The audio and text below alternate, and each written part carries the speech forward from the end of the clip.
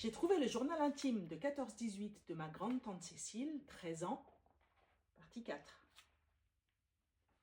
Mardi 22 septembre 1914. Toujours la même chose. Les Allemands sont toujours en France et loin d'en sortir. Ils sont allés à Reims et ont mis le feu à la belle cathédrale. C'est affreux. Que de mal ils font aux paysans et aux villages. Sur le journal, on mettait que les Allemands dans les villages, ils ont emmené tous les hommes valides en Allemagne. Et toutes les femmes et enfants, ils les ont enfermés dans l'église pendant 15 jours sans boire ni manger.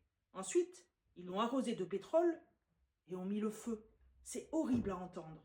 Nous venons de recevoir une carte de papa, nous disant qu'il va bien. Mais il y a des pertes douloureuses.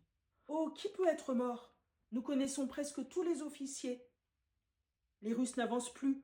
C'est bien ennuyeux. Ils ont voulu en finir avec les Autrichiens avant d'aller combattre contre les Allemands. Les Autrichiens sont vaincus. Ils sont en déroute. La belle cathédrale de Reims, on en parle beaucoup sur le journal aujourd'hui. Maintenant, elle est complètement détruite. Les monstres d'Allemands. Quel horrible crime ils ont fait. Ce matin, hier et avant-hier, j'ai beaucoup prié pour notre cher papa. Il faut espérer que la guerre cesse vite et que la France, la Russie et l'Angleterre soient vainqueurs.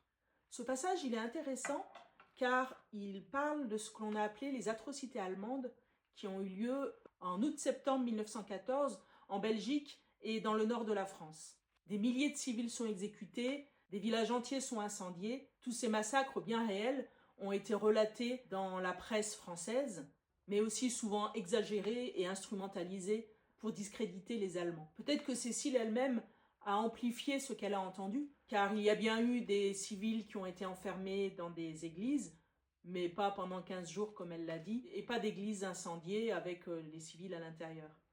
En tout cas, je n'ai pas trouvé d'article le relatant. Elle parle aussi de l'incendie de la cathédrale de Reims, qui a eu lieu le 19 septembre, c'est-à-dire 3 jours avant que Cécile écrive son journal. C'est un fait qui a fortement marqué les esprits et qui a aussi été beaucoup instrumentalisé. Les Allemands, eux, se justifiaient en disant que des postes d'observation se trouvaient en haut des tours. Ce qui est sûr, c'est que Cécile est fortement impressionnée par tout ce qu'elle a pu entendre raconter ou lire dans les journaux. Si tu veux connaître la suite du journal de Cécile ou d'autres histoires de ma famille, abonne-toi.